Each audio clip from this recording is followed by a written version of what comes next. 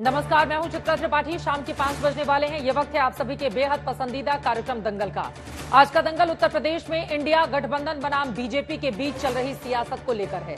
UP में लोकसभा चुनाव नतीजों को लेकर बीजेपी के अंदर लखनऊ से दिल्ली तक मंथन का माहौल है और इसी माहौल का फायदा उठाकर समाजवादी पार्टी ने बीजेपी पर हमले तेज कर दिए हैं। इन हमलों में सबसे बड़ा हथियार संविधान का है और आज अखिलेश यादव ने फैसला किया कि अब समाजवादी पार्टी 26 जुलाई को संविधान मान दिवस मनाया करेगी। इसी सिलसिले में अखिलेश यादव ने लखनऊ के पार्टी दफ्तर में संविधान मान स्तंभ लगाया और हर जिला कार्यालय तक ऐसे स्तंभ लगाने की घोषणा कर दी। उधर राहुल गांधी ने भी ट्वीट करके महात्मा ज्योतिबा फुले और छत्रपति शाहू जी महाराज को याद किया और बताया कि 26 जुलाई 1902 को कोल्हापुर में शाहू जी महाराज ने जो आरक्षण की शुरुआत की थी उसकी लौ जलाए रखनी है। जाति की गिनती करके आरक्षण के हद 50% के पार ले जाना है। वैसे लोकसभा चुनाव नतीजों के बाद संविधान को सियासी औजार के रूप में इस्तेमाल करने की होड़ सी मची हुई है। इससे पहले मोदी सरकार ने 1975 की इमरजेंसी को संविधान की हत्या करार देते हुए 25 जून को हर साल संविधान हत्या दिवस मनाने का फैसला किया था। अब अखिलेश 26 जुलाई को संविधान मान दिवस मना रहे हैं और ऐसे माहौल में जब बीजेपी के अंदर बैठकों मुलाकातों का दौर चल रहा है तो आज अखिलेश यादव ने योगी सरकार पर भ्रष्टाचार का प्रहार शुरू किया है। अखिलेश यादव ने यूपी में पुलिस प्रशासन सरकार हर जगह करप्शन का आरोप लगा दिया। उधर यूपी के सीएम डिप्टी सीएम सब दिल्ली में हैं, बड़ी बैठकें मुलाकातें होनी है, लेकिन सबके बीच सवाल यह है क्या यूपी में जीत के बाद समाजवादी पार्टी ने संविधान, आरक्षण और पिछड़ा दलित अल्पसंख्यक का मुद्दा सेट करने की कोशिश की है और क्या समाजवादी पार्टी ने अब योगी सरकार को भ्रष्टाचार के मोर्चे पर घेरने की कोशिश शुरू कर दी है। उधर योगी आदित्यनाथ और उनकी पार्टी की ओर से भी लगातार आरोप लगाए जाते हैं कि किस तरह से जब समाजवादी पार्टी की सरकार थी तो प्रदेश में गुंडाराज व्याप्त था। दोनों ही तरफ से आरोप प्रत्यारोप के दौर जारी है। इसी को लेकर चर्चा की शुरुआत करें उससे पहले ये रिपोर्ट देख लेते हैं कि आज किस तरह से उत्तर प्रदेश का सियासी माहौल गर्म रहा।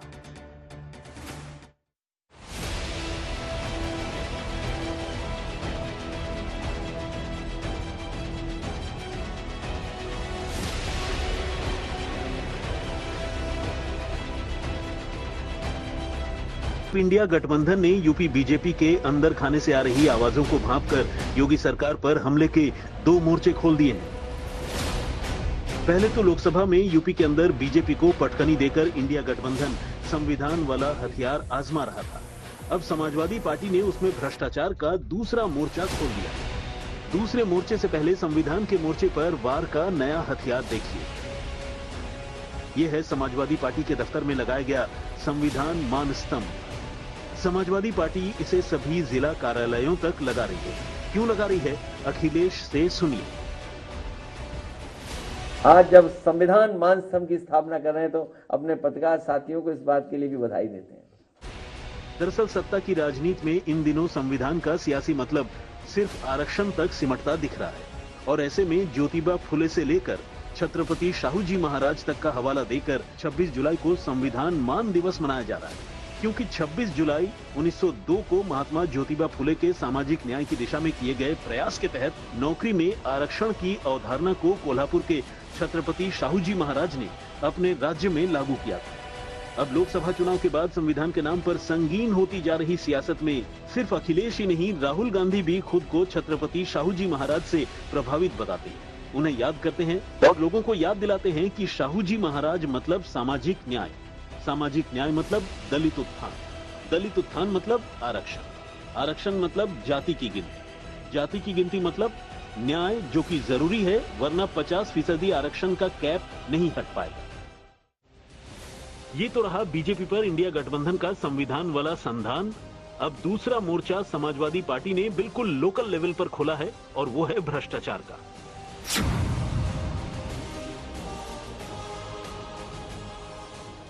अखिलेश आरोप लगाते हैं कि उत्तर प्रदेश में पुलिस में भ्रष्टाचार है, प्रशासन में भ्रष्टाचार है, नेताओं में भ्रष्टाचार है और सरकार में भी भ्रष्टाचार है।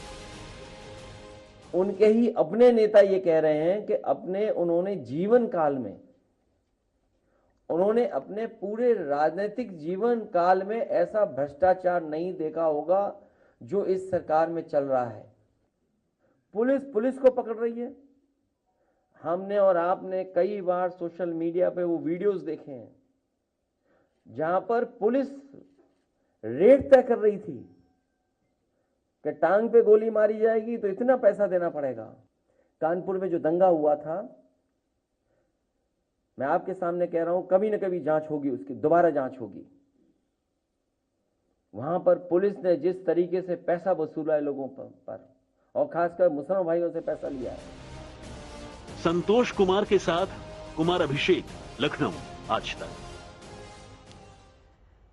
तो उत्तर प्रदेश में 37 सीटें जीतने के बाद अखिलेश यादव लगातार फॉर्म में बने हुए हैं और एक के बाद एक कई ऐसे निर्णय लिए जा रहे हैं जिससे भारतीय जनता पार्टी को असहज किया जा सके। भ्रष्टाचार के मुद्दे पर भी योगी सरकार को घेरने की लगातार उनकी ओर से कोशिश की जा रही है। तो वहीं केशव प्रसाद मौर्य को लगातार मानसून ऑफर वो दे रहे हैं। दूसरी तरफ बीजेपी की ओर से भी पलटवार किया जा रहा है। दोनों ही तरफ के खास मेहमानों की मौजूदगी है जिनको लेकर चर्चा में हम आगे बढ़ेंगे। उनका परिचय आपसे करवा देती हूं। सुनील सिंह साजन जी समाजवादी पार्टी के प्रवक्ता इस वक्त हमारे साथ जुड़ चुके हैं। Arun Rajbhar ji spokes person SBSP के हमारे साथ मौजूद हैं। रत्नाकर त्रिपाठी जी पॉलिटिकल एनालिस्ट हैं, कांग्रेस पार्टी को आप सपोर्ट करते हैं, हमारे साथ जुड़ चुके हैं। विशाल मिश्रा जी पॉलिटिकल एनालिस्ट हमारे साथ जुड़े हुए हैं। थोड़ी देर में भारतीय जनता पार्टी की ओर से हमारे साथ स्टूडियो में होंगे राकेश त्रिपाठी जी। लेकिन सुनील सिंह साजन जी आपसे शुरुआत करते हुए, संविधान मान दिवस मनाने का ये जो फैसला किया गया है आप लोगों की ओर से, क्या है इसके पीछे की सियासत, कैसे समझाएंगे आप, क्या है एजेंडा सपा का? से ज्यादा बड़ी बात यह है कि संविधान अगर खतरे में है और संविधान का सम्मान समाजवादी पार्टी कर रही है, अपने हर कार्यालय में संविधान मान स्तंभ हम लोगों ने लगाया है, उसमें संविधान रखेंगे। जब कभी भी हम बैठक में जाएंगे कुछ तो हमको याद रहेगा कि ये संविधान है, ये देश की आत्मा है, देश इसी से चलेगा, देश किसी दूसरे विधान से नहीं चलेगा, देश संविधान से चलेगा। अभी देश कौन से विधान से चल रहा है? मैं आपको समझा रहा हूं। देखिए जी, संविधान का मतलब केवल एक किताब नहीं है। संविधान का मतलब है कि हमारे आपके जीवन में हमारा आपका व्यवहार, हमारा आपका काम और खासतौर से सरकारों का काम। उत्तर प्रदेश में भारतीय जनता पार्टी की बीजेपी के सरकार में 25 विश्वविद्यालय के वीसी बनाए गए और उनमें 3-4 वीसी भी पिछड़ा, दलित, आदिवासी समाज से नहीं है, जिसकी आबादी 90% है। तो क्या यह संवैधानिक फैसला है? बांदा विश्वविद्यालय में एक जात विशेष की लोगों की भर्ती हो जाती है। किस तरीके से जिस प्रदेश में परीक्षा कौन से जाति विशेष के लोगों की भर्ती हो रही है? साफ साफ बताएं, इतना गोलमोल घुमा रहे हैं सुनील सिंह साजन जी। कौन से जाति विशेष की भर्ती की जा रही है? नहीं, देखिए चित्रा जी, आपको नहीं मालूम है कि बांदा विश्वविद्यालय में माननीय मुख्यमंत्री जी के विशेष जात विशेष के लोगों के एक तरफ से भर दिया गया? आपको जानकारी नहीं है? पूरे देश को जानकारी है। पेपर लीक हो रहा है, नौकरियों में भ्रष्टाचार है, पिछड़े शिक्षक कितने सालों से आज भी लाठी खा रहे हैं, धूप में, धूल में और बारिश में अभी धरने पर बैठे हैं, पिछड़ों का आरक्षण छीन लिया गया। तो केवल ये कह देना कि हम राष्ट्र के लिए काम कर रहे हैं, संविधान के लिए काम कर रहे हैं, लेकिन आप पिछड़ों को नौकरी नहीं देना चाहते, आप दलितों को नौकरी नहीं देना चाहते हैं, तो संविधान खतरे में है। तो उसी संविधान को लेकर के, उसी संविधान की शपथ खा करके कि हम उन लोगों को राजनीति से, सत्ता से बाहर करेंगे जो संविधान को मान रहे हैं। विशाल मिश्रा जी हमारे साथ जुड़े हुए हैं, उनसे मैं प्रतिक्रिया ले लेती हूं। जैसे भारतीय जनता पार्टी के मेहमान स्टूडियो में आएंगे उनसे और ज्यादा चर्चा हम करेंगे। लेकिन विशाल मिश्रा जी, उन्होंने जो आरोप लगाए, एक तरफ वो कह रहे हैं जातिवाद की बात, दूसरी तरफ कह रहे हैं भ्रष्टाचार, और अब संविधान मान दिवस मनाकर राजनीतिक जानकार बताते हैं कि भैया इसके जरिए जो कमजोर होता हुआ दूसरी पार्टियों का दलित वोट है उसको समाजवादी पार्टी अपने पक्ष में करना चाहती है। विशाल मिश्रा जी, फिर बढ़ेंगी बीजेपी की मुश्किलें? देखिए चित्रा जी, एक सूत्रीय कार्यक्रम जब से लोकसभा चुनाव 2024 की घोषणा हुई थी, तब से ये समाजवादी पार्टी और इनके उत्तर प्रदेश में सहयोगी गठबंधन के लोग, कांग्रेस के लोग, एक सूत्रीय कार्यक्रम की सिर्फ और सिर्फ झूठ झूठ झूठ झूठ, झूठा ही बोलना, झूठे चबैना, झूठा ही भोजन, झूठे रहना। अब ये बार बार अब ये संविधान की बात कर रहे हैं, तो इनसे पूछिए ना कि मान्यवर जो आपके सहयोगी संगठन है कांग्रेस, आपातकाल किसने लगाया था? संविधान का गला किसने घोटा था? बताएंगे आप जरा जनता को, जो है आज इस चैनल के माध्यम से बताइए ना। ये अधिकार तक किसने ले लिया था कि सरकार के निर्णय को जो है न्यायपालिका सुनवाई तक नहीं कर सकती है? बताओगे? बता दीजिए पब्लिक को ये भी। और उत्तर प्रदेश में भ्रष्टाचार और आरक्षण की बात कर रहे हो, भूल गए आप भ्रष्टाचार। अगर कोई भ्रष्टाचार की उपाधि वगैरह होती तो भ्रष्टाचार भूषण की उपाधि सरकार को मिली होती आपके कार्यकाल में। भूल गए आपकी वो जो है गोमती नदी का जो है वो रिवर फ्रंट घोटाला, यहाँ ग्रेटर नोएडा में जमीन का घोटाला, खाद्यान्न घोटाला, पुलिस भर्ती घोटाला, और तो और जो आपके चहेते मंत्री थे उस समय जल निगम के, उनके समय में वो जो 1350 के आसपास वो जो है जूनियर इंजीनियर के भर्ती का घोटाला हुआ था, समाजवादी पेंशन घोटाला। घोटालेबाज आप लोगों की इतने लंबे समय से 14 से 2017 से सरकार है। चित्र हाँ कौन गया जेल में आप बताइए ना। बता रहा हूँ जांच हुई। अरे मुख्यमंत्री जी ने, माननीय योगी आदित्यनाथ महाराज जी ने एसटीएफ बैठाई, जांच हुई बाकायदा। इनसे पूछिए ना, अभी कुछ दिन पहले 7220 लेखपालों को नौकरी दी गई ना, इसी में शायद इसी महीने में भारतीय जनता पार्टी के कार्यकाल में। इसी लेखपाल की भर्ती के लिए इनके यहाँ पूछिए कि किस तरीके से घोटाला हुआ था कि उन लेखपालों को बेचारों को ज्वाइन करने के बाद नौकरी से हाथ धोना पड़ा था। इन्होंने तो लोगों के मुंह से निवाला ले लिया था, भ्रष्टाचार का ये चरम पहुंचा रखा था। जल निगम में वो जिन लोगों की भर्तियां हुई थी उन सबकी नौकरियां ली गई। पूछिए ना इनसे, they are all behind the bar. और तो और समाजवादी पेंशन घोटाला, क्या क्या नहीं किया। लोक सेवा आयोग पूछिए, माननीय न्यायालय ने टिप्पणी की थी कि तुम भैया किसको अध्यक्ष बना रखे हो। पूछिए ना, इस तरीके से घोटाला होता था। जब हम लोग तैयारी करते थे चित्रा जी, रिजल्ट आता था तो लाइन से एक विशेष वर्ग जाति के लोगों का सिलेक्शन होता था। इस तरह का चरम घोटाला की उत्तर प्रदेश लोक सेवा आयोग के चेयरमैन को लेकर माननीय न्यायालय को टिप्पणी करनी पड़ी, तब इनको हटाना पड़ा। और आज ये दुहाई दे रहे हैं कि वर्तमान समय में घोटाला है। वाह सत्यवादी राजा हरिश्चंद्र। चलिए ठीक है, समाजवादी पार्टी इसका जवाब देगी, लेकिन उसके पहले एक बड़ी खबर आ रही है। मैं फौरन लौट रही हूँ। राकेश त्रिपाठी जी भी स्टूडियो में हमारे साथ आ चुके हैं। बड़ी खबर इस वक्त की दे देते हैं। आपको बता दें, अग्निवीर योजना को लेकर मुख्यमंत्री योगी आदित्यनाथ का बड़ा बयान सामने आया है। बड़ा बयान मुख्यमंत्री योगी आदित्यनाथ का सामने आया है। उनकी ओर से कहा गया है अग्निवीरों की पुलिस पीएसी में उनको भर्ती जाएगी। प्राथमिकता के आधार पर अग्निवीरों को एक निश्चित आरक्षण की सुविधा दी जाएगी। उत्तर प्रदेश में अग्निवीर योजना पर विपक्ष लगातार गुमराह कर रहा है और क्या कुछ कहा है मुख्यमंत्री ने, सुनिए। कि अग्निवीर की योजना जैसे आगे बढ़ती है और जब ये अपनी सेवा के बाद वापस आएंगे तो हम उत्तर प्रदेश पुलिस सेवा में पीएसी में इन नौजवानों को प्राथमिकता के आधार पर समायोजन की एक सुविधा देंगे, वेटेज देंगे। उनके लिए एक निश्चित आरक्षण की सुविधा हम अपनी सेना, अपनी पुलिस में उपलब्ध करवाएंगे। एक ट्रेन मैन पावर हमें मिलेगा, अनुशासित युवा हमें मिलेगा और इसका लाभ राज्य लेने के लिए पूरी तरह हम लोग प्रतिबद्ध होंगे कि उन ट्रेंड युवाओं को हम आगे बढ़ा सकें।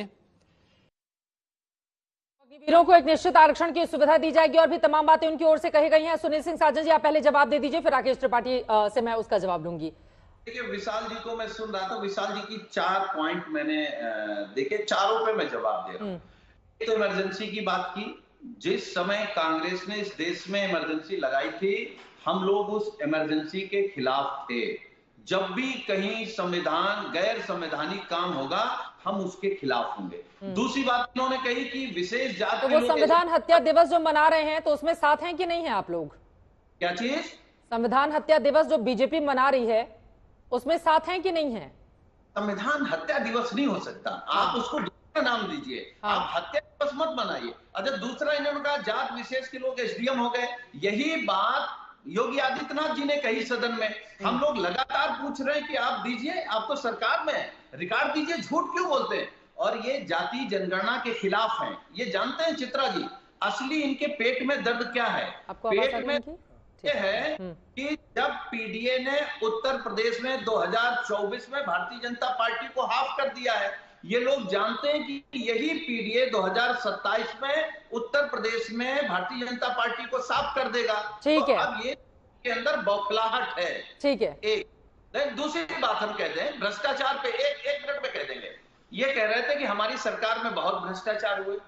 अरे बहुत भ्रष्टाचार हुए तो आप एफआईआर करते, जेल भेज देते, वरना इंतजार करिए 2 साल बाद हम लोग आएंगे आपके खिलाफ FIR करेंगे। ठीक है, मैं लौट रही हूँ आपके पास। मुझे लगता है सुनील सिंह साजन जी का ऑडियो भी हम थोड़ा सा ठीक करा सकते हैं। थोड़ी कुछ गड़बड़ गूंज रही है उनकी आवाज। लेकिन राकेश त्रिपाठी जी, एक एक करके जो आरोप उनकी ओर से लगाए गए, आपके आने के पहले उन्होंने कहा कि एक तो एक जाति के लोगों को बढ़ावा दिया जा रहा है, दूसरी तरफ भ्रष्टाचार के आरोप लगा रहे हैं, और PDA को लेकर उनका कहना है कि अब की बारी हाफ किए हैं और 2027 में साफ कर देंगे, और संविधान मान दिवस भी मना रहे हैं ये लोग। देखिए चित्रा जी, उत्तर प्रदेश की राजनीति को लेकर के विशेष तौर पर मैं कहूंगा कि 2014 के पहले की जो परिस्थितियां थी, उसको बहुत परिश्रम से नरेंद्र मोदी जी ने परिवर्तित करने का काम किया था। उत्तर प्रदेश जाति के आकंठ जाल में डूबा हुआ था, मजहबी उन्माद में बुरी तरह से ग्रस्त था, और सांप्रदायिक दंगे उत्तर प्रदेश की नियति बन चुके थे। लेकिन इस उत्तर प्रदेश में एक बड़ा परिवर्तन हुआ।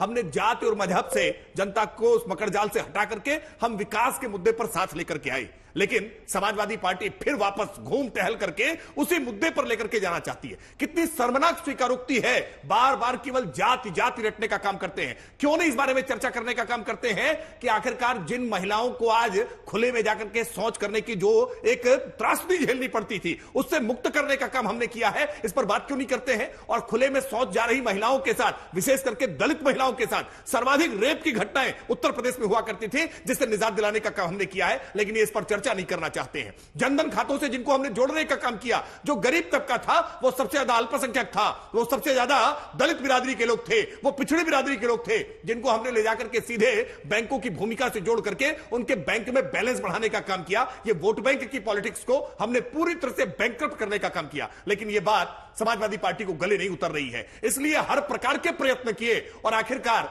आज बिल्ली के भाग्य से छीका टूट गया है। काट की हांडी एक बार चढ़ गई तो इनको यह भ्रम हो गया है कि हम इसी जाति और मजहब के जाल से उत्तर प्रदेश को पुनः जीत सकते हैं। लेकिन उत्तर प्रदेश इस जाति और जंजाल से अपने आप को बाहर फिर निकालेगा, और फिर विकास के मुद्दे पर, विकास के मुद्दों पर आकर के राजनीति करेगा, विकास के मुद्दों पर ही वोट पड़ेंगे। हम आश्वस्त हैं। और संविधान का ये जो झूठा सिगोफा लेकर के चल रहे हैं ना, इस संविधान को सबसे ज्यादा चोट तो आपके साथी, आपके सहयोगी कांग्रेस पार्टी ने पहुंचाया। क्यों नहीं स्वीकार करते हैं कि 42वां संविधान का संशोधन जो भारत के प्रियम्बल में जो संविधान की आत्मा है, उस पर चोट करने का काम किया था, और आप आज संविधान बचाने की बात कर रहे हैं। यह मुगालता देर तक ठहरेगा नहीं, यह धुंध छटेगी, जनता के पास तक सत्य पहुंचेगा। और आरक्षण को जो हथियार आपने बनाया है ना, आरक्षण सहारा है, हमने आरक्षण को मजबूत करने का काम किया है। त्रिपाठी जी ये कह रहे हैं प्रस्तावना में संशोधन का काम तो कांग्रेस पार्टी ने किया था। कांग्रेस लगातार संविधान लेकर आगे बढ़ने की, आज भी कांग्रेस पार्टी ने संविधान के मसले पर घेरने की कोशिश की है। और रत्नाकर त्रिपाठी जी, एक और सवाल है, संविधान एक बड़ा मुद्दा अगर होता तो दूसरी तमाम पार्टियों को लेकर जो भारतीय जनता पार्टी दावा करती है कि भैया 240 सीटें तो देश की जनता ने उसी संविधान पर भरोसा करके बीजेपी को दिया ना, ताकि बीजेपी के नेतृत्व में चीजें सुरक्षित रहें, और बाकी अगर सारे इंडिया गठबंधन को जोड़ दिया जाए तो भी 240 नहीं होते हैं। तो इनके आरोपों पर भी जवाब रत्नाकर त्रिपाठी जी, और वो प्रस्तावना का भी जिक्र कर रहे हैं। आपको और आपके दर्शकों को, पैनलिस्टों को कारगिल विजय दिवस की बधाई। अगर 42वां संशोधन इनको अस्वीकार है तो उसको हटा दें। 10 साल तो सरकार चलाए ना, इन्हें किसने संशोधन से रोका? जितना ये बैक गियर में जाते रहते हैं, हर समय पुराना राग लापते रहते हैं। 77 में कांग्रेस हारी, 80 में पूरे के पूरे विपक्ष को नकार दिया। 70 में भी कांग्रेस 142 सीट पाई थी। अगर हम उस बात को कहें तो हम 1/3 थे उस समय। जिस इमरजेंसी का ये बात करते हैं कि इमरजेंसी में हमने संविधान की हत्या की, उसके बाद हमको 80 में 353 सीटें मिली। 41 सीट भी नहीं पाई जनता पार्टी, 31 सीट में सिमट गई। और राकेश त्रिपाठी जी, आप क्या बात करेंगे? अभी आप बात कर रहे थे कानून व्यवस्था इसकी, अरे आपकी ही गाड़ी रोक दी गई थी, आप ही कलप रहे थे, हम नहीं कलप रहे थे। मैंने आपका फोन नंबर खोजा था, नहीं मिला, नहीं मैं आपके साथ।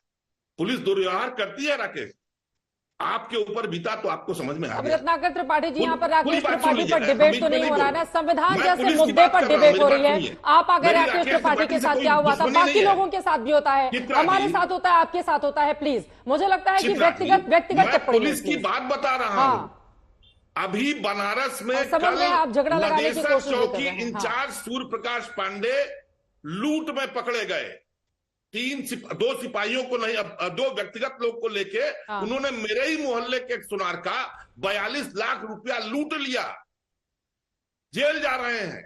नरही थाने में अभी बलिया के ADG और DIG ने छापा मारा, 4.5 करोड़ रुपया पर मंथ थानेदार करते थे। हाँ। पूरा का पूरा थाना इन्होंने बुक किया, इनको नहीं पता था। हाँ। कैसी बात कर रहे हैं आप? और संविधान की धज्जियां ये उड़ाते हैं। 1996 में जवाहर पंडित नाम के विधायक की इलाहाबाद में कॉफी हाउस के बाहर हत्या हुई। किससे हुई? AK-47 में हुई। AK-47 से, जो उस समय उपलब्ध नहीं होती थी लोगों के पास। किसने की? करवरिया बंधुओं ने। अभी 3 दिन पहले उनको अच्छे व्यवहार के आधार पे रिहा कर दिया गया। क्यों रिहा कर दिया गया आप बताइए? क्योंकि केशव मौर्य को बैलेंस करना है, उनके खिलाफ करवरिया को यूज करना है। ठीक है। जबकि विजया यादव उनकी पत्नी विधवा अभी विधायक है। आप मुझे बताइए, ये न्याय है? ये संविधान है? आप कहते हैं कि सिपाहियों की भर्ती में हम आपको देंगे। अरे सिपाही भर्ती घोटाला हुआ है यहाँ पे। गुजरात का आदमी था, भाग गया पूरा का पूरा। और कौन? अभी विशाल मिश्रा जी कह रहे थे, विशाल मिश्रा जी, समाजवादी पार्टी में नैतिकता थी कि टिप्पणी के बाद यूपी उत्तर प्रदेश लोक सेवा आयोग के अध्यक्ष हटा दिए गए। ठीक है। PCS जे आपके संजय श्रीनेत्र उत्तर प्रदेश लोक सेवा आयोग के अध्यक्ष ने कोर्ट में कबूला कि कॉपियां बदली गई। जो जजेस थे ना PCS जे मेंस के, उनकी कॉपियां बदली गई, उसमें हेरफेर हुआ। आपने हटाया उनको? मैं जवाब ले लेती हूँ। अरुण राजभर जी, मैं फौरन आपके पास आऊंगी, लेकिन उसके पहले ठीक है, राकेश त्रिपाठी जी जवाब देंगे। दो घटनाओं का, दो बातों का जिक्र, जवाब ले लेते हैं। पहली बात चल गई। देखिए ताकर जी, 2 बातों का जिक्र आपने किया। एक आपने जिक्र किया उत्तर प्रदेश में पुलिस की संस्कृति का कार्यशैली। निश्चित तौर पर इसको स्वीकार करने में हमें किसी प्रकार का कोई गुरेज नहीं है कि समाजवादी पार्टी के शासनकाल में जाति के आधार पर, क्षेत्र के आधार पर और पैसे के आधार पर की गई भर्तियों का ये दुष्परिणाम लंबे समय तक उत्तर प्रदेश को भोगना पड़ेगा। और इसीलिए चिन्हित करके ऐसे लोगों की जवाबदेही तय करने का काम भी हम कर रहे हैं और उनके खिलाफ कठोर अनुशासनात्मक कार्रवाई भी करने का काम हम कर रहे हैं। और बलिया का उदाहरण है, कहीं भी कोई अगर गड़बड़ करेगा, किसी के साथ दुर्व्यवहार करेगा, तो निश्चित तौर पर उसके खिलाफ कार्रवाई भी होगी, उसकी जवाबदेही तय करने का भी काम करेंगे। अरे गुंडे थर-थर कांपेंगे और अब पता चल रहा है अपराध हो रहा है, फिर आप गिना रहे हैं कि नहीं कार्रवाई की जा रही है। पहले तो माहौल यही बनाया गया ना कि उत्तर प्रदेश में गुंडे कांपेंगे, या तो पाताल में चले जाएंगे या कहां बाहर चले जाएंगे। तो वो स्थिति तो नहीं हुई ना। बिल्कुल स्थिति है। मैं इस बात को पूरी जिम्मेदारी के साथ कह सकता हूं कि उत्तर प्रदेश में 1 डिस्ट्रिक्ट 1 माफिया की जो योजना अखिलेश यादव जी के कार्यकाल में चला करती थी ना, उसको पूरी तरह से ध्वस्त कर दिया। संगठित अपराध को ध्वस्त करने का काम किया है। लेकिन इसके बावजूद अगर कहीं किसी प्रकार के कोई अपराध की घटना जैसे ही संज्ञान में आती है, प्रॉम्प्ट एक्शन उत्तर प्रदेश की पुलिस के द्वारा लिया जा रहा है। यह बताए ना सुनील साजन जी कि आज कहां किस थाने में कहां पर गड़बड़ी को लेकर के समाजवादी पार्टी धरने पर बैठी है, कहां कांग्रेस पार्टी को धरना करने की आवश्यकता पड़ रही है। विपक्ष को बोलने की आवश्यकता नहीं पड़ती क्योंकि सत्ता पक्ष उससे पहले ही कार्रवाई कर चुका होता है। अगर कहीं भी गड़बड़ी संज्ञान में आई है तो हमने कार्रवाई करके उदाहरण सेट करने का काम किया है। और मैं तो आज रत्नाकर जी को पूछूंगा कि ये बताइए ना, ये हिजबुल मुजाहिदीन के आतंकवादियों से जब मुकदमा वापस ले रहे थे, ऑनरेबल हाईकोर्ट ये टिप्पणी कर रही थी कि इन आतंकवादियों को आप भारत रत्न दे देंगे, तब तो कांग्रेस पार्टी विरोध कर रही थी। आज कांग्रेस पार्टी का स्टैंड क्या है? ये आतंकवादियों से मुकदमा वापस लेने वाली समाजवादी पार्टी जो मजहबी दृष्टिकरण में इतनी अंधी हो चुकी थी कि आज उसके साथ खड़ी हुई है। सुनील सिंह साजन जी का रिएक्शन ले लेते हो। अरुण राजभर जी, उसके बाद मैं फौरन आपके पास आऊंगी। आपकी एक भी टिप्पणी नहीं हो पाई। इन्होंने जो आरोप लगाए हैं उस पर सुनील जी। देखिए चित्रा जी, अगर बातों से ही सब चीजें बनती तो मोदी जी अब तक देश को विश्वगुरु बना देते, योगी जी अब तक भ्रष्टाचार मुक्त, गड्ढा मुक्त सड़कें बना देते। ये जो भारतीय जनता पार्टी के प्रवक्ता केवल रटे रटाए शब्द बोल रहे हैं। आपकी पुलिस को मार रही है, आपकी पुलिस को गिरफ्तार कर रही है, आपकी पुलिस फर्जी इनकाउंटर कर रही है। आपके ही नेता है ना जो कह रहे हैं कि हमने 42 साल में इतना भ्रष्टाचार नहीं देखा। अरे समाजवादी पार्टी कहे तो आप मत मानो। मोती सिंह जी आपके हैं, रमेश मिश्रा आपके विधायक हैं, आपके सांसद चिट्ठी लिख रहे हैं। और मैं चित्रा जी आज तक पर इस जिम्मेदारी के साथ कह रहा हूं, अगर एक थाने में महीने का 4.5 करोड़ का भ्रष्टाचार हो रहा है तो वो केवल वही तक नहीं है, इनके अकाउंट तक भी आ रहा होगा।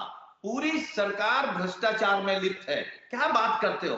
किसको आप समझा रहे हो? अरे ये टीवी पर बयानबाजी करने के अलावा क्या कभी धरने पर आए क्या?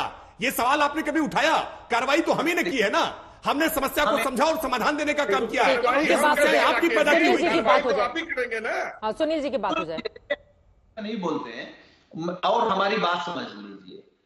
जो माननीय राष्ट्रीय अध्यक्ष जी ने फार्मूला निकाला है ना पीडीए का, ये जो भारतीय जनता पार्टी की नफरती राजनीति है, लुटेरी राजनीति है, बंटवारे वाली राजनीति है, नफरत वाली राजनीति है, इसी का मंत्र है। और इसी मंत्र से अभी आप हाफ हुए हो अभी 27 में साफ होंगे, 27 में तो बोलने लायक भी नहीं बचोगे। आपका वर्कर आपको दौड़ा के पीटने वाला है।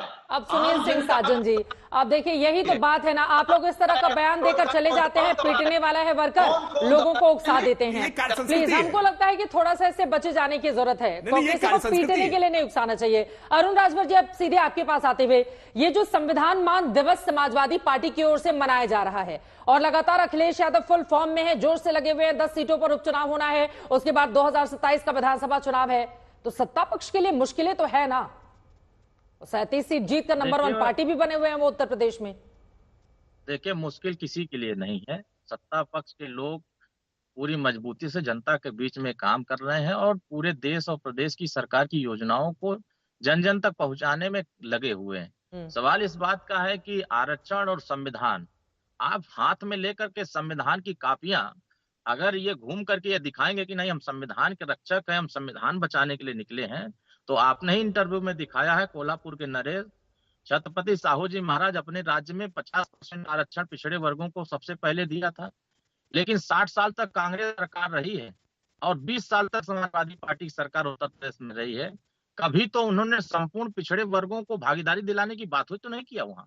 आप संविधान बचाने की बात करते हैं, लेकिन संविधान में दिए हुए अधिकार को आप देना नहीं चाहते हैं। क्यों नहीं देना चाहते हैं? आप 20 साल में आपको जाति जनगणना कराने का मौका नहीं मिल पाया।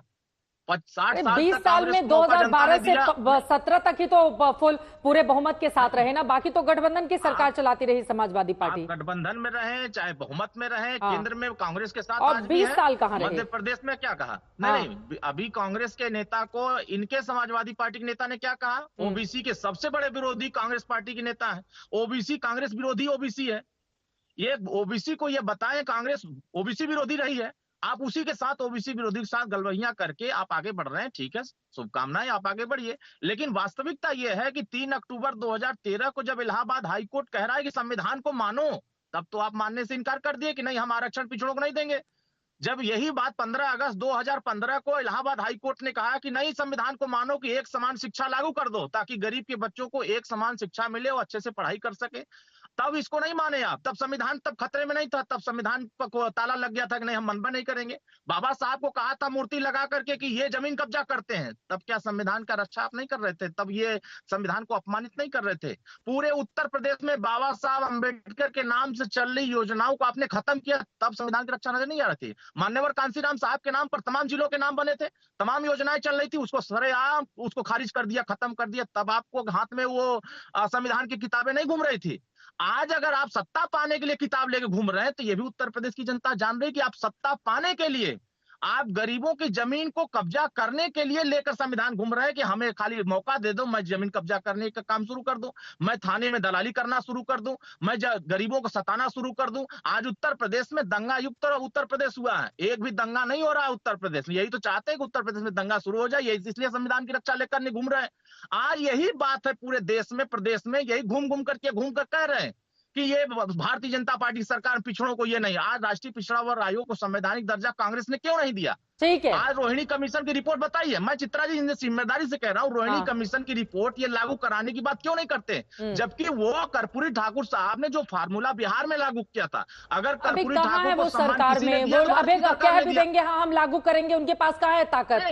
नहीं कहेंगे, नहीं करेंगे। आप देखिए, जुबान से कहने के लिए तो हम भी कह देंगे कि हम तो ये कर रहे हैं, लेकिन आप जमीन पर क्या किए हैं, ये तो महत्वपूर्ण बातें होती है ना। आप कर्पूरी ठाकुर साहब का गले में माला लगाएंगे और उनके विचारों पर ताला लगा देंगे, बाबा साहब के गले में माला पहनाएंगे, आप उनके विचारों पर ताला लगा देंगे। इसी बात को माननीय ओम प्रकाश राजभर जी और सुहेलदेव भारती रत्नाकर त्रिपाठी जी आप इसका जवाब दीजिएगा, लेकिन सुनील सिंह जी बात करते हैं, आप जरा गिनाइए कि 2012 से 2017 तक जब अखिलेश यादव जी मुख्यमंत्री थे उत्तर प्रदेश के लिए, तो क्या किया आप लोगों ने पीडीए के लिए, जिसको लेकर अभी लगातार आगे बढ़? गिनाइए जरा काम आप।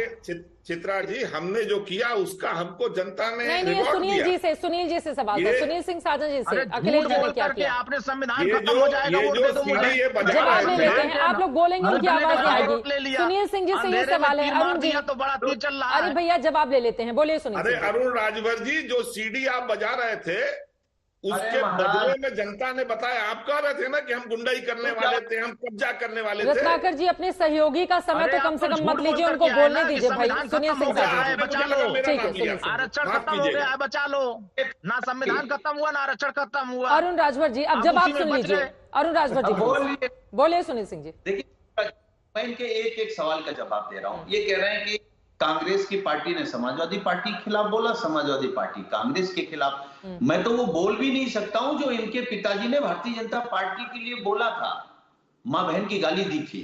आज कहां चले गए हैं? और इन्हीं के पिताजी ने कहा था पीला गौछा डाल के हमारा कार्यकर्ता थाने में चला जाएगा तो दरोगा खड़ा हो जाएगा।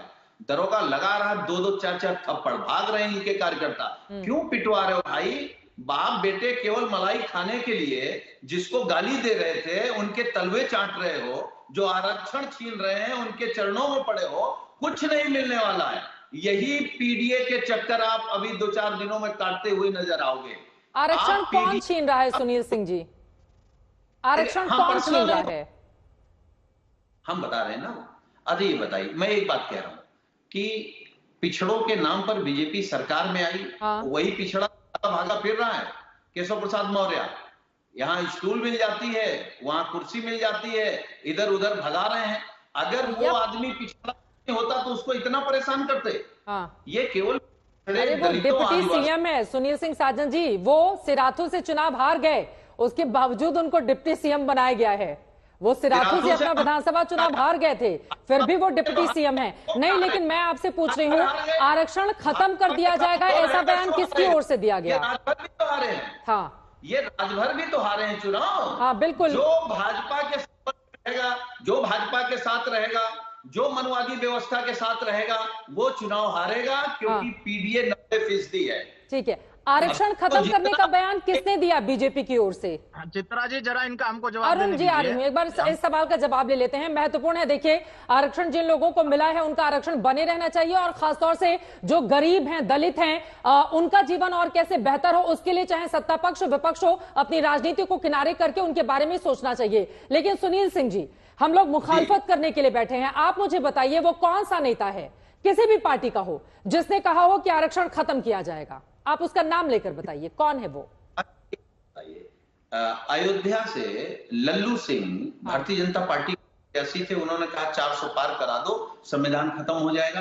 पीडीए के लोगों ने बिल्कुल झूठ बोल रहे हैं आप। ये ऐसा झूठ मत बोलिए भाई, ऐसा झूठ बोलने की इजाजत आपको नहीं दी जा सकती है। अच्छा तो इधर आ जाना, क्या नाम है ये 1090, क्या बोलते हैं, आराम से इनका अरुण राजभर की आवाज म्यूट कीजिए, वरना सुनील सिंह साजन जी की आवाज नहीं आएगी।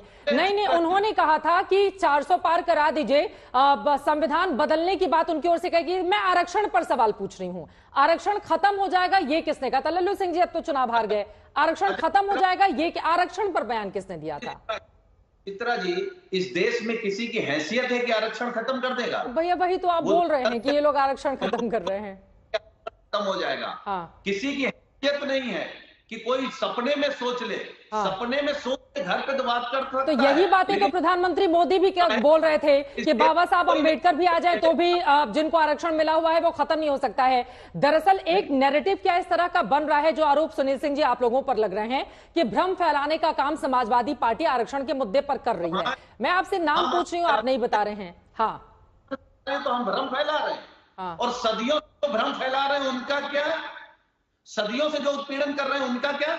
हाँ। सदियों से जो उत्पीड़न कर रहे हैं उनके खिलाफ एक्शन होना चाहिए, कार्रवाई होनी चाहिए। जो भी उत्पीड़न करे उसको जेल में भेजें, ये तो सीधा सा फॉर्मूला है। फिलहाल एक बड़ी खबर आ रही है, उसके बाद में फौरन सुनील सिंह जी आ रही हूँ। बड़ी खबर इस वक्त आ रही है, केशव मौर्य दिल्ली पहुंच गए हैं। ये लखनऊ की भी अजब गजब लड़ाई देखने को मिल रही है, हालांकि आज ही सीएम बदलने की बात पर। और ये तस्वीरें हम आपको दिखा रहे हैं, केशव मौर्य जब मुस्कुराते हुए दिल्ली पहुंचे, क्या बोल रहे हैं जरा सुन लेते हैं। अभी भी मॉनसून का ऑफर जारी है और पासपोर्ट दिल्ली से है, मोहरा। देखिए, श्री अखिलेश यादव जी पिछड़ों के, दलितों के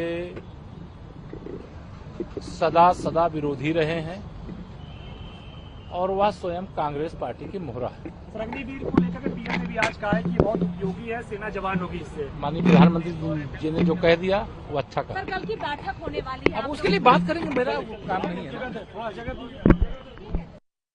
पहुंचे केशव प्रसाद मौर्य का बयान आपने सुन लिया, 2 लाइन में सुनील सिंह जी आप जवाब दे दीजिए। वो कह रहे हैं कांग्रेस का मोहरा है, अखिलेश यादव 2 लाइन में, उसके बाद मैं फौरन आ रही हूँ आपके पास राकेश जी। दिल्ली गए, हंसता हुआ चेहरा दिख रहा है। यही केशव प्रसाद मौर्य लखनऊ आएंगे तो रोता हुआ चेहरा दिखेगा, क्योंकि बाबा डंडा लेकर के बैठे होंगे। झगड़ा तो योगी जी और मोदी जी का है, केशव प्रसाद मौर्य रहे हैं। यही बात तो उनको समझ में नहीं आ रही है। भाई कौन योगी जी को कौन हटाना चाह रहा है? योगी जी को तो अमित शाह और मोदी जी हटाना चाह रहे हैं ना। मोहरा कौन है? मोहरा तो केशव प्रसाद मौर्य है। तो असली मोहरा आप भी समझ रहे हैं, देश भी समझ रहा है, उत्तर प्रदेश की आम जनता समझ रही, मुझे लगता है माननीय योगी आदित्यनाथ जी भी समझ रहे हैं क्या मोहरा कौन है, किसको हटाने की। ठीक है, मैं जवाब ले लेती हूँ राकेश जी, उनके एक एक आरोप जो उन्होंने लगाए हैं उस पर आप जवाब दीजिए। फिर मैं अरुण राजभर जी आपके पास आ रही हूँ, विशाल जी आपके पास भी। सड़कों पर झगड़ा होते हुए तो सबने देखा था कि कैसे झगड़ा 2017 में चाचा और भतीजे के बीच में हो रहा था, और इस झगड़े में सुनील साजन जी को भी निष्कासित किया गया था। हमें दुख पहुंचा था, छात्र राजनीति से निकल कर आए हैं, मेहनती कार्यकर्ता है, लेकिन इनको भी गुटबाजी में निकाला गया था। देखिए आपने चित्रा जी सवाल पूछा ना, कितनी चतुराई के साथ सुनील साजन उस पूरे सवाल को ढक कर गए। उस सवाल का जवाब नहीं दिया कि अखिलेश यादव जी ने 5 वर्ष के कार्यकाल में दलितों के लिए, पिछड़ों के लिए क्या किया था। एक जवाब नहीं दिया। मैं बताता हूं क्या किया था। 2012 में जैसी सरकार आई, बताना पड़ेगा क्योंकि ये झंडा बरदार अपने आप को, ये अपने आप को झंडा बरदार घोषित कर रहे हैं। ये पीडीए का राग अलाप रहे, इसलिए बताना पड़ेगा कि 2012 में जब उत्तर प्रदेश में समाजवादी पार्टी की सरकार बनी, तो सरकार बनते ही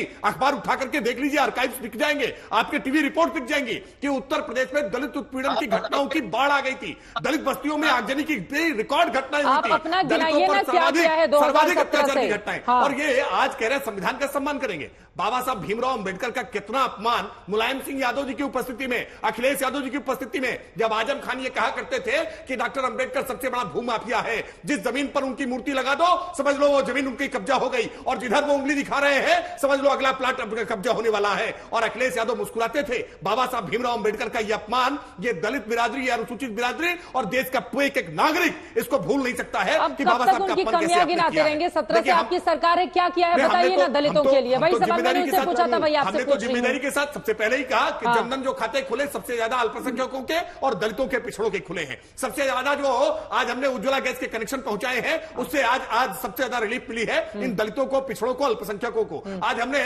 जो उत्तर प्रदेश में, देश में हमने जो जल से हर घर में जल से पहुंचाया है, तो सबसे ज्यादा उसका लाभ आज दलितों को, पिछड़ों को, अल्पसंख्यकों को हुआ है। केंद्र सरकार की गरीब कल्याण योजनाओं का सर्वाधिक लाभ ये जो पीडीए का नारा दे रहे ना, इस पीडीए को हुआ है। लेकिन इनका पीडीए तो परिवार डेवलपमेंट अथॉरिटी है ना, ये केवल परिवार को लाभ पहुंचाने वाले लोग, परिवार के 5-5 सांसद बना देने वाले लोग। आखिरकार ये जवाब क्यों नहीं देते हैं कि उत्तर प्रदेश में पिछड़ी बिरादरी में से जिस यादवों की नुमाइंदगी करते हैं, क्यों नहीं दूसरा यादव कोई खोज करके ला पाए जिसको एक टिकट देकर के चुनाव जिता पाते। परिवार के भीतर ही सारा विकास करेंगे और पिछड़े दलितों का एक राग अलापने का काम करेंगे। रत्नाकर त्रिपाठी जी की बारी है, लेकिन एक लाइन में जल्दी से सुनील सिंह जी, एक लाइन में जल्दी से।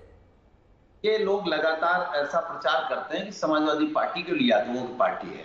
अब बताइए, ब्राह्मण हमारे यहाँ से एमपी हुआ, ठाकुर हमारे यहाँ से एमपी हुआ, वैश्य हमारे यहाँ से एमपी हुआ, राजभर हमारे यहाँ से एमपी हुआ, निषाद हमारे यहाँ से एमपी हुआ, और राय हमारे यहाँ से एमपी हुआ, कुर्मी हमारे यहाँ से एमपी हुआ, गौतम हमारे यहाँ से एमपी हुआ, पासी हमारे यहाँ, कोयरी हमारे यहाँ से एमपी। कौन समाज का तबका छूटा है जिसको पीडीए ने देश की सबसे बड़ी लोकसभा में नहीं भेजा? एक। और दूसरी बात कि कुल उपलब्धि देखिए चित्रा जी क्या है, कह रहे हैं हमने शौचालय हमें दर्शक बना के बैठा दिया है। ठीक है, कार्यक्रम के आखिरी हिस्से में हम आ चुके हैं। सुनील सिंह जी, अरुण राजभर जी जवाब देंगे। छोटी छोटी टिप्पणी में रत्नाकर जी, विशाल मिश्रा जी से मिलूंगी, लेकिन उसके पहले अरुण जी जल्दी से। जरा पीडीए की बात बहुत दमदारी से कर रहे हैं। प्रमोशन में आरक्षण दलितों का किस पीडीए के लोगों ने खत्म किया था, जरा बता दें। जो पीडीए करते हैं, दलितों का बड़े पैमाने पर जो प्रमोशन होता था उसको सारे आम बिल फाड़ने का काम किसी ने किया था, और समाजवादी पार्टी के नेताओं ने किया था। तब उस समय दलित समाज का सम्मान याद नहीं आ रहा था, तब बाबा साहब का सम्मान याद नहीं आ रहा था, संविधान की याद नहीं आ रहे थे। और पूरे देश में जब हम लोगों ने पिछड़े वर्गों को जगाने के लिए राष्ट्रीय पिछड़ा वर्ग को संवैधानिक दर्जा दिया और रोहिणी कमीशन का गठन किया, 2644 जातियों की जब सर्वे आई, तो उत्तर प्रदेश में अकेले आपके लोगों ने 12 लोगों ने पूरे 20 साल के कार्यकालों में हक लूटने का काम किया। ठीक है, रत्नाकर त्रिपाठी जी जल्दी से 2 लाइन में, फिर मैं विशाल जी आपसे कंक्लूडिंग रिमार्क लेंगे। उसको इंप्लीमेंट कराने की बात करें तो ये ठीक है अरुण जी। रत्नाकर जी, छोड़िए, भाजपा में कुछ नहीं मिलेगा, लौट के यही चक्कर काटोगे। रत्नाकर जी। चित्रा जी देखिए, ये जो सीडी बजा रहे हैं अरुण राजभर जी ना, इन्होंने पूरे चुनाव में अपने बजाई होगी, लेकिन उसका कोई फायदा नहीं हुआ, जनता ने नकार दिया। इनकी अपनी पार्टी का मैं बता दूं, इनकी पदेन राज्य मंत्री सोनम किन्नर ने इस्तीफा दे दिया। दलित पिछड़ों की बात छोड़िए, ये किन्नरों की भी रक्षा नहीं कर पाए। इसके बाद इन्हीं की पार्टी के नेता विंध्याचल के पंडा और विधायक रत्नाकर मिश्रा ने इनके यहाँ भाजपा सम्मेलन में खिलाफ बोला पार्टी के। सारे लोग इनके लिए लिख रहे हैं। आप मुझे बताइए, इन्होंने अभी तक राकेश त्रिपाठी जी ने इस बात का जवाब नहीं दिया कि उत्तर प्रदेश लोक सेवा आयोग के अध्यक्ष जिन्होंने माना कि जुडिशियरी वाले में घोटाला किया, वो क्यों नहीं हटाए गए? ठीक है, वक्त हमें इतने की इजाजत देता है। माफी के साथ विशाल मिश्रा जी, मैं आपके पास नहीं आई। लगातार इस पर चर्चा जारी रहेगी, क्योंकि संविधान को हथियार के तौर पर लगातार विपक्षी इंडिया गठबंधन की ओर से लेकर बढ़ चढ़कर आगे बढ़ा जा रहा है। तो वहीं दूसरी तरफ भारतीय जनता पार्टी ने भी कमर कसी है। एक तरफ संविधान हत्या दिवस वो मना रही है इमरजेंसी की याद में, तो वहीं दूसरी तरफ लगातार विपक्षी इंडिया पर भ्रम फैलाने के आरोप लगा रही है। लेकिन फैसला तो जनता को करना है। यहाँ पर पक्ष विपक्ष के तमाम मेहमानों को देख लिया है। संविधान की ये लड़ाई अब किस रूप में और तेज धार और रफ्तार के साथ बढ़ेगी आगे, इस पर रहेगी आज तक की नजर। इसी के साथ दंगल में अभी के लिए बस इतना ही। देश और दुनिया की तमाम खबरों के लिए आप देखते रहिए आज तक।